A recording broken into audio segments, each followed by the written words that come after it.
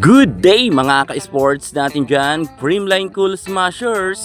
Sa pagtatapos nga ng VVL Reinforced Conference, alam nyo ba na maglalagasan nga dito ng players? Yes, tama nga ang chika, meron ngang aalis na veteran player pagdating nga sa CCS. Sino kaya ang players na aalis pagdating nga sa Creamline Cool Smashers?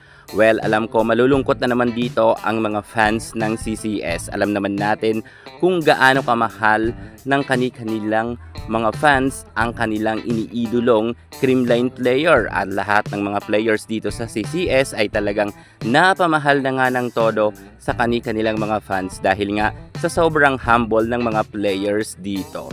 Well, syempre malulungkot talaga tayo kung bakit nga aalis na naman ang ibang mga players dito nga sa CCS. Hindi naman tayo dito bago dahil marami naman talagang mga nagsisialisan sa bawat team ay lumilipat nga ang ibang mga players. Alamin natin ang buong detalye. Pero bago lahat, kung bago ka muna sa aking channel, subscribe na, click ang ating notification bell para lagi kang updated sa lahat ng issues sa volleyball. Susunod na.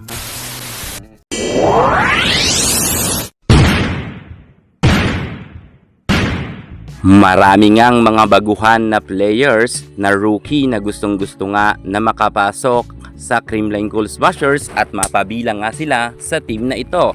At gusto nga nila makasama ang kanila rin idol na si Alyssa Valdez.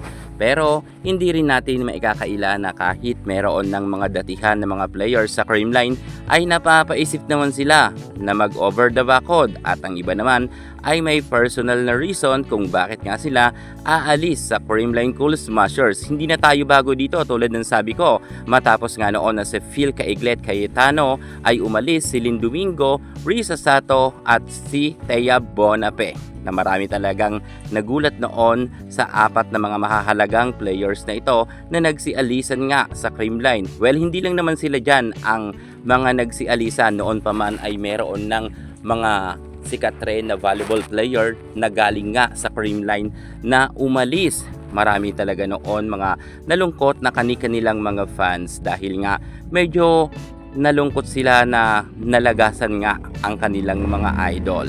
Alam nyo ba na mahigit ng 20 players ang mga umalis sa Creamline at ang mga original na mga players nga ng CCS ay mangilan-ngilan na lang ang natitira.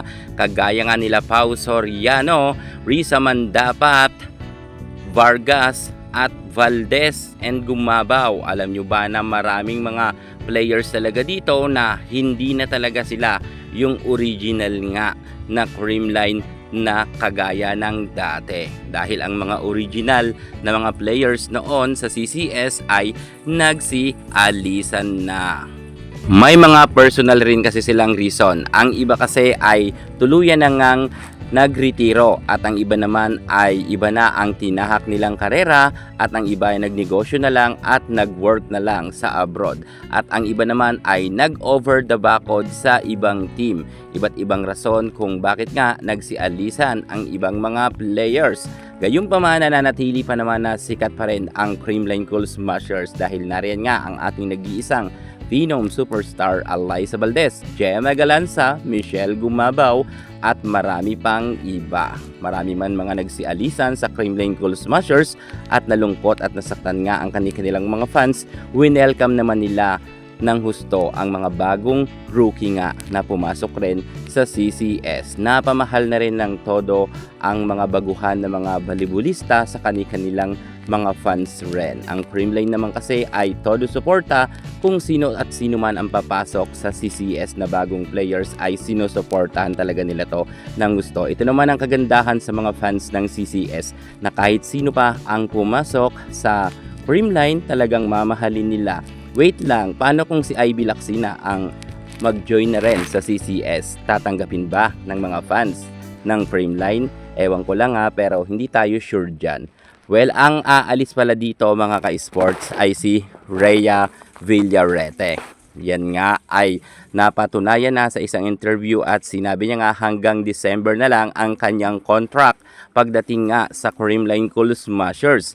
Well, si Rhea Di Maculangan ay isa sa mga pinakamagaling rin na setter sa ating bansa at kilalang kilala siya. Bago pa nga sumikat ang ibang mga setter ngayon, nauna na nga si Rhea Di Maculangan Villarete na marami nang napatunayan, lalo na ng karera niya pa sa UAAP. Makailan champion rin ang kanyang napatunayan. Good luck na lang kay Villarete at sana nga ay lumipat siya sa ibang team. Siguro bet ko na lumipat siya sa Chocomucho para nga may katulungang veteran na setter si Boss Dina Wong. Magaling to si Rhea Di Maculangan. Kulang lang talaga siya sa play at sana nga ibabad siya ng husto sa kanyang lilipatan na team. Gayunpaman nagpasalamat na nga siya sa Creamline dahil nga tinanggap raw siya at pinagkatiwalaan pa rin. Dahil hindi naman lingid sa kaalaman natin lahat na medyo lumamlam nga ang kanyang karera matapos nga nang nag-asawa siya at sa kanya nga ang pagbabalik sa mundo ng volleyball, ang Creamline Cool Smashers nga ang kumuha sa kanya. Kaya nagpapasalamat naman dyan si Rhea. Alam ko na magaling pa to at may ibubuga si Di Maculangan.